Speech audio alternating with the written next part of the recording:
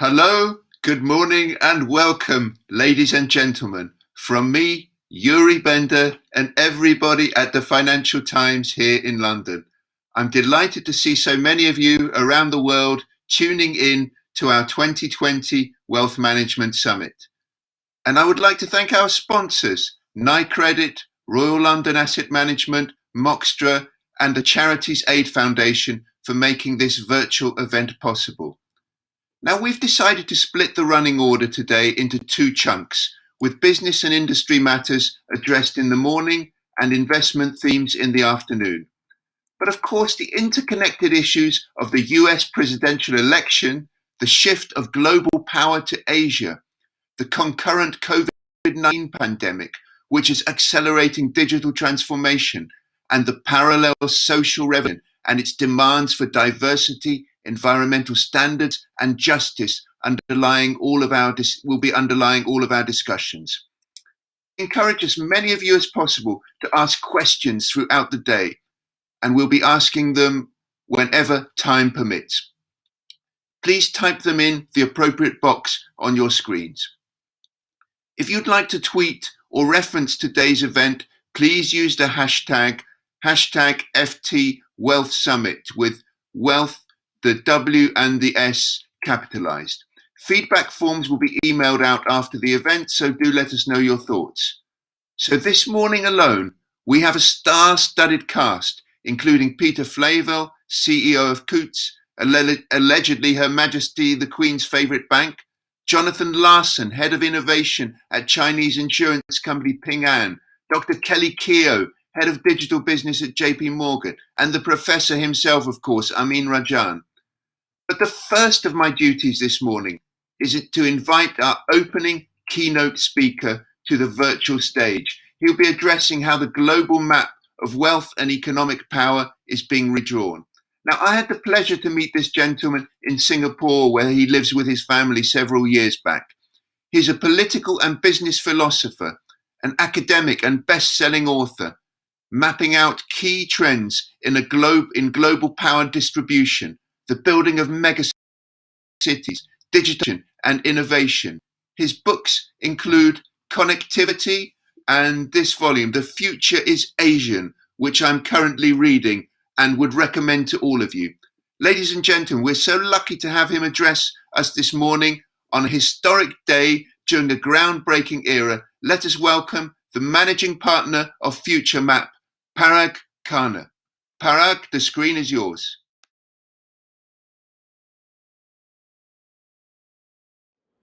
Well, good morning, good afternoon, good evening, wherever you may be in the world. I think everyone can be forgiven if your attention is somewhat divided. That said, irrespective of whatever happens in this US presidential election, the world map of power and wealth does continue to be redistributed, perhaps faster than anyone would have thought. Yuri, thank you so much for inviting me to join you. I'm delighted to be with all of you today. And I'd love to dive right into the presentation if we can bring up the slides so that we can also have plenty of time for Q&A. So let's begin just by pointing out that one of the bright spots, if you will, to the extent that one can even use a term like that in the context of this global pandemic, is that there has been a growing appreciation for the good governance, for the success of Asia's, let's call them technocratic democracies, countries like South Korea, Japan, Taiwan, Singapore, as well as the authoritarian countries, Vietnam and China, that managed to suppress the pandemic. But rarely have people prior to this really appreciated that you can combine transparent, democratic governance, as these Pacific Rim Asian democracies do, with a very strong civil service, high degree of public trust in government, and an effective public services delivery the way they have. And I think that that is going to be a lasting lesson. And indeed, more broadly, let's talk about how, given that that the world economy has been set into such a tailspin, depression in many regions of the world. Coming out of this, it is really only Asia that looks to be a bright spot, particularly led by China. Now, what's interesting there is that prior to this moment, we have described countries that have too much of their trade dependence hitched to China as being quote unquote Sino-dependent. It was described as something of a curse. But right now, at least temporarily, it is something of a blessing, given that export between or trade between Asian countries is rising. China is helping to drive the region forward. Now, let's remember one of the reasons why this is so important to focus on Asia when we talk about the shift of wealth and power. We are talking about more than 50% of the human population that is in Asia. And furthermore, that's not just a statistic for today. That is going to be true for the rest of our lives, our children's lives, and our grandchildren's lives. Many of you may or may not have seen some of the recent demographic research that is pointing to the fact that the world population is now likely to plateau by the year somewhere between 2040 and 2045. So we are reaching what I call peak humanity.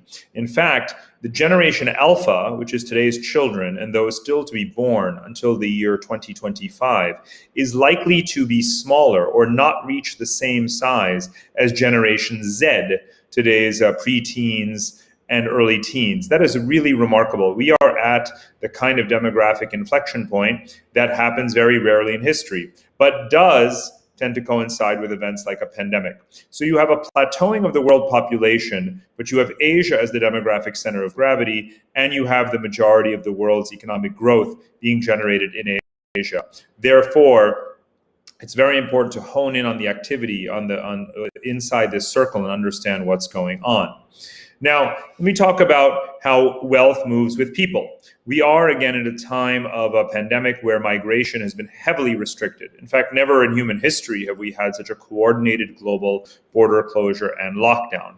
It has disrupted what have been the traditional migration patterns, which have been largely regional, and that is going to be enforced as a result of the pandemic, potentially even after we have a vaccine, given economic supply and demand issues in labor markets. So the majority of human migration is actually within Eurasia, and it's largely the populations of the former Soviet Union moving around, populations within Western Europe, to some degree, certainly populations between South Asia and the Gulf, but some of that has been reversed as well because of the pandemic and low oil prices. So the majority of human migration is not really south to north per se. It's within the north, and particularly in this greater Asian or Eurasian space. Keep that in mind when we think about where the growth markets of the future are going to be.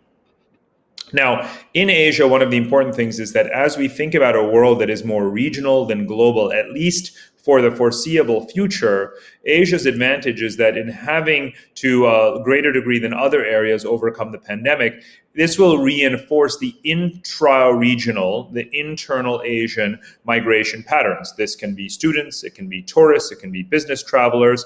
Already Asians traveled more within Asia than outside of Asia. Think about what's going to happen with tourism and students. We've already seen, of course, with China retaining much of its outbound population that would traditionally go abroad during certain holidays, that has actually really helped to buttress China's domestic services economy. Now, as you get the travel bubbles in Asia as well, you'll have that helping to restore economic growth. That's certainly why Asians are moving very quickly around these travel bubbles, green lanes, immunity certifications, airport testing, and of course, eventually vaccine deployment. China has just announced that it would like to portray its vaccine trials and eventually a delivery around the world as a global public good, so to speak.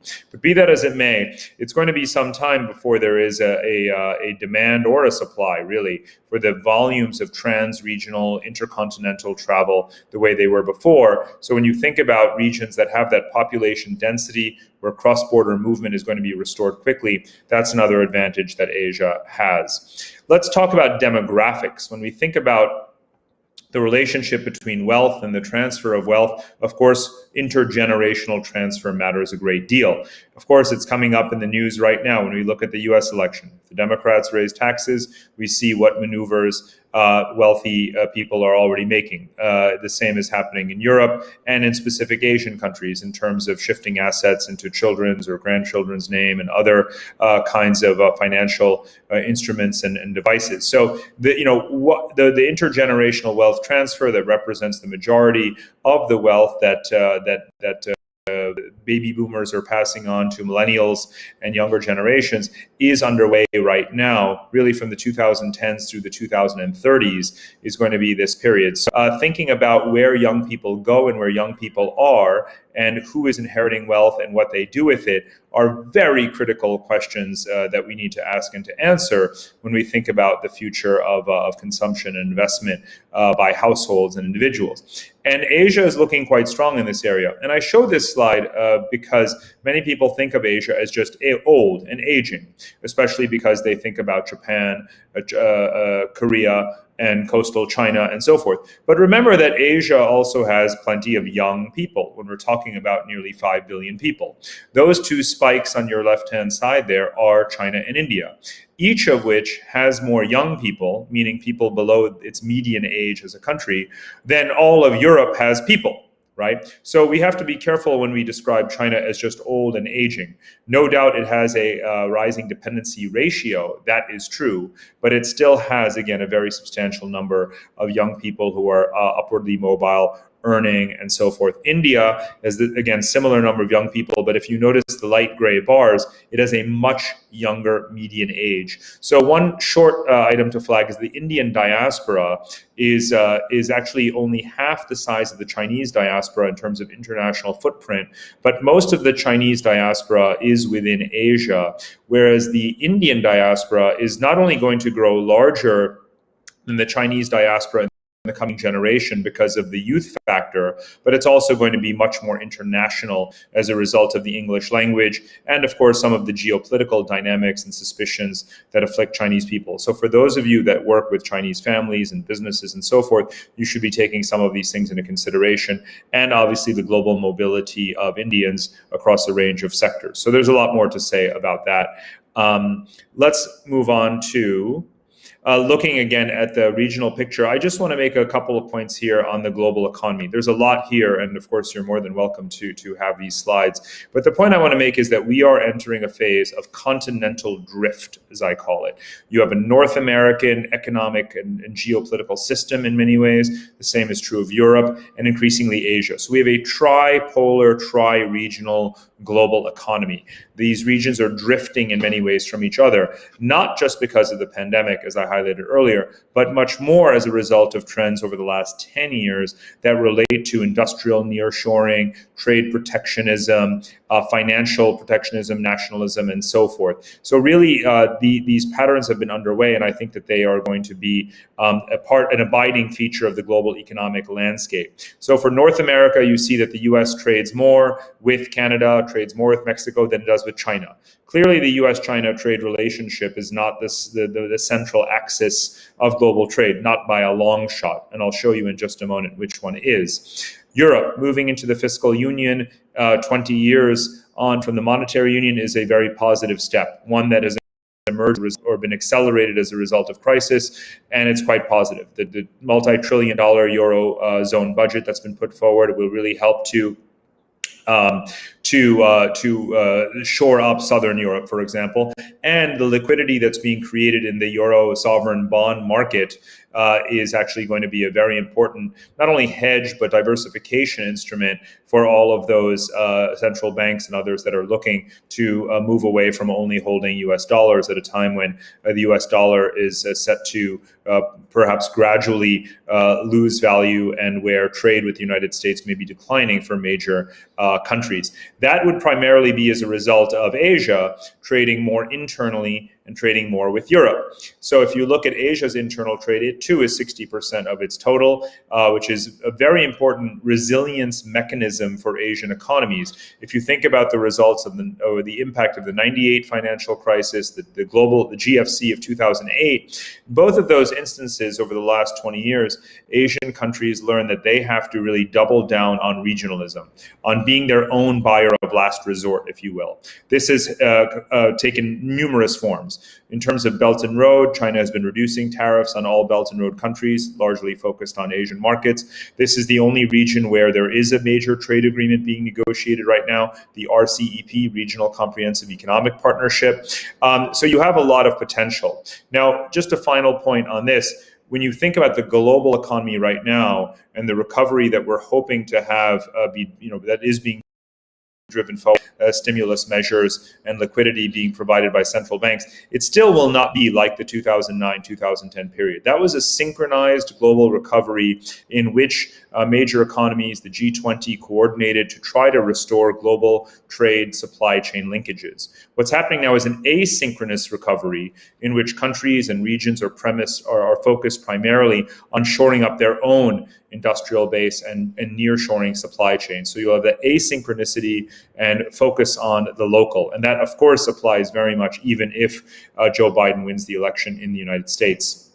Let me jump ahead, as I already mentioned, RCEP. Let me talk about what's happening in the corporate world. Asia's growth is not only on the back of the or its corporate foundations, not only on the sort of legacy or accomplishments of Japan Inc. and Korea Inc. and now China Inc. with some of the largest companies in the world being Chinese banks and technology firms, industrial firms, and so forth. But let's remember what comes next. What China is trying to do with its capital account liberalization is to draw in trillions of dollars of global financing. And it's important to remember that this is one of the areas that bucks the trend of regionalism, right? As China opens its capital account and that volume of capital now goes into Chinese equities, corporate debt, equity, and so forth, clearly that is not anti-globalization, right? It is a significant shot in the arm in terms of increased global capital flows.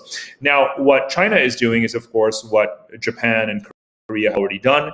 And what Japan and Korea and China do, you can also expect the next wave of Asian growth markets to try to follow. So I foresee, especially at times of capital constraints and rising cost of capital, as you can imagine, emerging markets in Asia face, there is going to be significant pressures on privatization to bring that portfolio capital back in that's been lost over the past year. So I foresee quite a bit of quite a few measures being undertaken by governments from India through the Philippines, Indonesia, Thailand, Vietnam, you name it, really across Asia, to privatize state-owned companies, float certain assets, and so on. And that's, of course, an attempt again to lure in more foreign capital.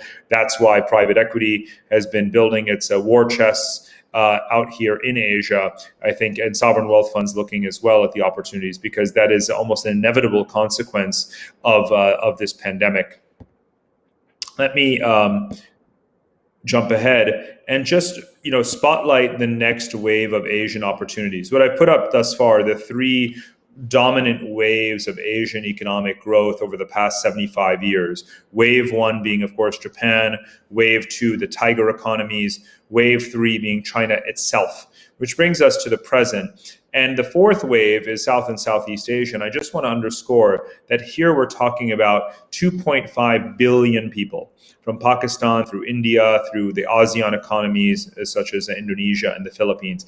2.5 billion people, and as I mentioned earlier, not only India, but every single of them has a younger median age than China, with the lone exception of Thailand, that's aging at around the same pace as China. So you have young populations, rapid urbanization, and so forth. But again, 2.5 billion people, and in the pre-pandemic sort of period through 2019, growth rates were on average, somewhere between 4 and 6% across the region, which is quite impressive. It's going to take some time to get back to those levels. It's certainly going to take longer in India, where the pandemic is still hitting very hard, than in other regions. But let's bear in mind that ASEAN, up until 2019 or through the year 2019, was really catching up to China in terms of FDI. Now think about that for a minute. ASEAN is just about 700 million people, so half the population of China, half the population of India, but has a larger GDP than India, and has been receiving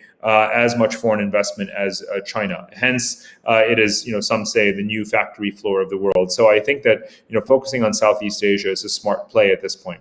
Another reason is that, again, they're taking advantage of the supply chain shifts. It has to do with wage arbitrage. If Japan really began to shift its supply chain activities out of China into Southeast Asia almost 10 years ago. So way before Donald Trump was elected, way before the trade war, and it proved to be a smart move. They have, had first mover advantage in places like Thailand, Vietnam for sure, Indonesia, India. What I'm showing you here is that this is a kind of a recurrent pattern when we think about economic development from a regional standpoint. standpoint. In the upper right, you see the older, wealthier, more sophisticated economies of Singapore, Japan, and South Korea. And as they age, what they tend to do is to look for younger, poorer, lower labor cost, but growing markets of those fourth wave economies that I mentioned earlier, South and Southeast Asia, to invest in and to outsource from and or outsource to. And there you see them clustered in the middle: India, Indonesia, Vietnam, and the Philippines, and so forth. So the old, rich, and sophisticated invest heavily in the developing, poor, lower wage economies. And this is kind of how Eastern Europe became Eastern Europe. The Eastern Europe of the 1990s, that was not the driver in some ways of Eurozone growth today. It happened because Western European countries picked their sort of favorite Eastern European countries to begin to invest in and outsource to. That same phenomenon is now happening in Asia, and it's accelerated by the fact that each of these countries also has their own industrial policies. They're not just passively absorbing FDI,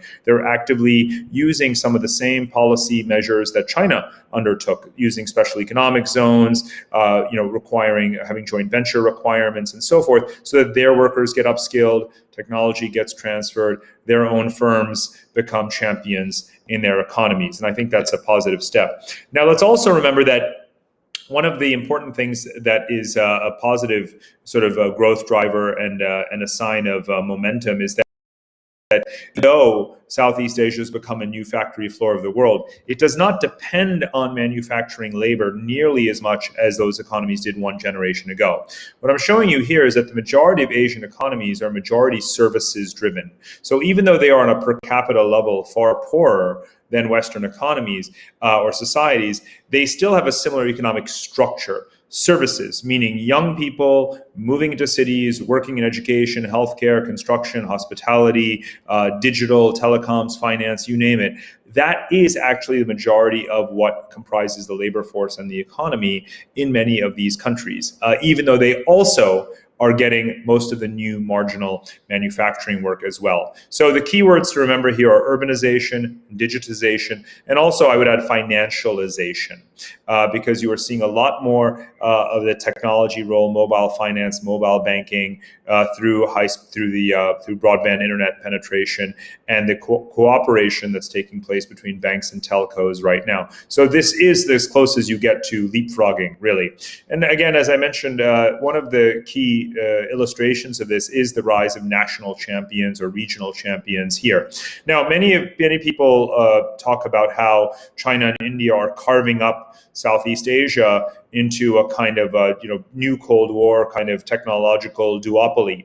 But here in this region, you see a very different picture. You see companies taking Japanese financing, Chinese financing, so SoftBank, Tencent, Alibaba, as well as Amazon, Google, and using that again to build up their national champions rather than succumb to be technological pawns, if you will. And I think that's a very positive story. So using finance, using technology, using trade agreements, using industrial policy to rapidly move up the value chain, and having, of course, more pragmatic governments. Let me jump over couple of points. I want to pan back to this big picture of Asia. Let's remember that in this rectangle, you have about 5 billion people. You have a huge amount of infrastructure investment that was really kicked off in the 90s by Europe and Japan. And now China's Belt and Road has emerged as a major contributor and a leader in that space around cross-border infrastructure finance. Where you see new infrastructure, and what I'm showing you here, pipelines, railways, internet cables, electricity grids, and so forth, where you see those sort of laid down and converge, that's where people will be migrating to. That's where you're going to see new job creation. That's where countries are taking in investment to diversify their economies, to grow, to ideally pay down their debts, especially debts to China, and to draw in fresh foreign investment. So you can see the growth in European companies in particular as they expand their presence in Central Asia, meaning the former Soviet republics, in everything from automotive or auto parts, food processing, and so forth, as well as in Southeast Asia, in a wide range of industries. So there is a virtuous cycle going on, even though there are specific cases of A, geopolitical tensions, B, debt traps. But by and large, large, the story is a positive one. And again, it tracks very much to history in terms of using infrastructure as a platform to create jobs for much larger populations than when these countries initially became independent from their colonial status decades ago. So I'm generally in favor of not only cross-border infrastructure finance, but the competition in that space, because it isn't just dominated by China.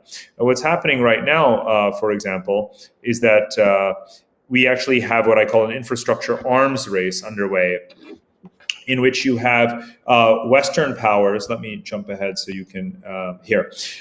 Western powers are waking up to what they fear as the China threat and responding by coming up with their own competitive initiatives. So you have the Quad alliance militarily. The US Secretary of State was just in India to cement something of a defense pact, but that's just two members of what is also this Quad that includes Australia and Japan. So these four countries are not only coordinating their military activities, but are also working on a range of schemes together, also with the European Union, to be competitive players in financing infrastructure development, bringing those lending rates down to concessional levels for poorer countries. But also, I would highlight here the bullet point around the resilient supply chain initiative.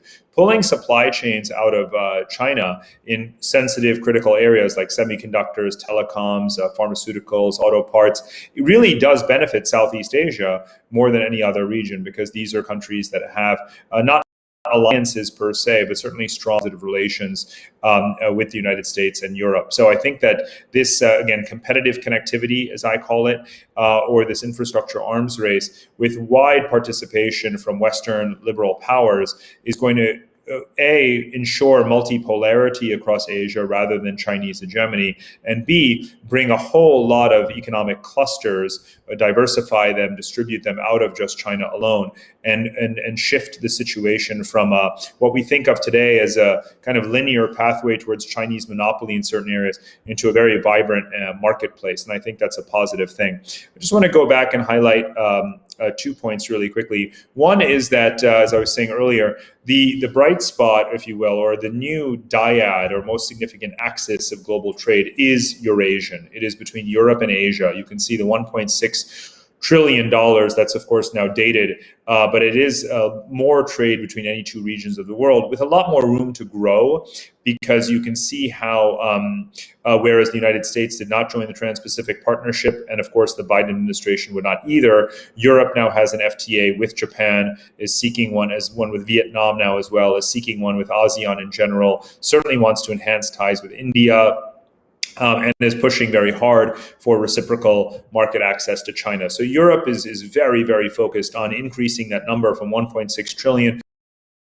It comes 2 trillion. Certainly, for the foreseeable future, this is going to be the axis of global trade. So you really, again, this reinforces my thesis of this sort of continental drift, a world in which North America is more and more autarkic, and Eurasia increases its integration despite tensions. What's happening more broadly on a historical note is the return of what historians call Afro-Eurasia, the pre-colonial system, the 15th and 16th century world of the maritime and terrestrial Silk Roads, in which Europe, Africa, and Asia were the center of the world economy and also had robust economic linkages with each other. That is the world that is irrevocably returning, and we are only 30 years into it if you think about this post-Cold War era. So final point I want to make is that, again, going back to the sort of central theme, the distribution of wealth and power, well, we are truly in an unprecedented era. Never before has every continent, every region been important simultaneously and had a voice, an autonomous voice, the ability to make their own decisions. Now, they're not equally powerful. The Middle East and South America and Africa are not as powerful as Europe or North America or East Asia, but there is no one power at the center that is stopping anyone from doing business with anyone else. And I think that really is what makes the world such a distributed, global, multi-regional, multi-civilizational marketplace in geopolitics. And I think that is, again, it points to a world in which really great powers, whether it is China or America or Europe, are competing with each other to be the trusted utility providers of whether it's security architecture, infrastructure finance, environmental stewardship, vaccines, whatever the case may be, technology. And this is the competition really that's underway in the world today. And I think that we're going to see, despite this continental drift and despite the slowing of the world economy and the regionalism that is becoming entrenched, there are significant opportunities for capital flows. Countries are less open to migration right now, but certainly open to beneficial technologies and to capital. And so the key lies not in asking whether or not globalization is alive or dead, but rather where are you in the future or emerging patterns of globalization, particularly in the financial space. And I see them being quite vibrant between some of these regions, particularly within Asia and between Europe and Asia, and probably between North America and Asia as well in the years ahead. So with that, I will stop, and thank you so much for having me join you. Parag, thank you so much for that fascinating presentation. Believe me, if you were on the stage today and the audience would be in the auditorium, you'd be getting a standing ovation. Let me just ask you a couple of things based on your address to us today. Parag, the COVID-19 pandemic has led to a great concern about living in some of the densely populated areas described, the so-called megacities, which were rising before the virus began to multiply. Now, these are the places where the virus began in China and where it spread very quickly across the US. Do you expect a new type of population distribution pattern post-COVID? Well, you've actually preempted me. That is a slide. If I had added yet more slides, I would have brought that up. It's also the subject of my entire next book, the kind of future of human geography and human demographics in this world of a population plateau and a youth bulge, and concerns over things like climate resilience, sort of being in a green zone for health, looking for places where housing is affordable, where there are jobs. These are all of the motivations. Taking advantage of labor imbalances, right? Moving to aging societies where salaries may be higher in services sectors and so forth. And I believe that we will move from a world of demographic protectionism to a war for talent, especially with aging countries looking for a younger tax base. Now, the pandemic does play a role there in the sense that if you think about which countries have solid medical systems that have held up in the pandemic, think about Japan, Northern Europe, Canada. These countries are also climate resilient. So the question is, will their politics change to absorb some of the young populations that are seeking to live in those societies? More broadly, your question about population density, I would say it depends to some degree. There are countries with large cities that have managed the pandemic decently well, and therefore not necessarily fleeing those cities. Though again, it is happening. You can see population shifts out of, say, Sao Paulo or Rio as people are looking for kind of more airy, less dense, congested sorts of safe havens. But we haven't seen that happen in much larger cities in Asia, for example. And the social revolution, Parag, which we've seen on the streets of many cities across the world, including New York, Hong Kong, Paris, and which is likely certainly to carry on at least in the next few days in the US when we have this uncertainty over the election result. How will this social revolution change the world of business and investment? It's a wonderful question, Yuri, and I've been writing about what I call the global underclass revolt, really, since the late 2000s, which of course predates Occupy Wall Street and predates the Arab Spring, because those are the years when I really began to travel around and witness this youth bulge, this listless, unemployed or underemployed youth bulge. And now we've seen that those movements crescendo and snowball. We've seen it in Santiago. We've obviously seen it in Lebanon. We've seen it in Western Europe, as you mentioned. It really only takes a very small spark to trigger significant upheaval and revolt, in the sense that society is rather unjust and unfair. And again, people in the pernicious economic activity from millennials and this Generation Z. The pressure on governance is extremely high. Government to not be wasteful, to be more redistributive as well. And I think that, that we'll see this at the back box. This is driving to some degree ESG movement. We're seeing it in the workplace around the preferences and habits of young employees. So I think it's a pervasive reality at this point. Companies should, of course, govern and regulate themselves in an anticipatory way, expecting that regulations from above are going to nurture this trend and that social pressure from below are going to push in the same direction.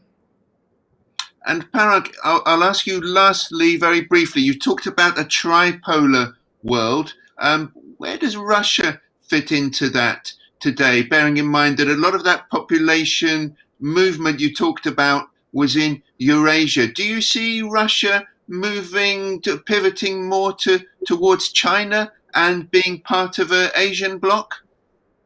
Well, Russia is the going concern of geopolitics for the last couple of centuries. The riddle wrapped in a mystery inside an enigma, as Churchill said. And I'm very fond of studying Russia, as I have for better part of 25 years.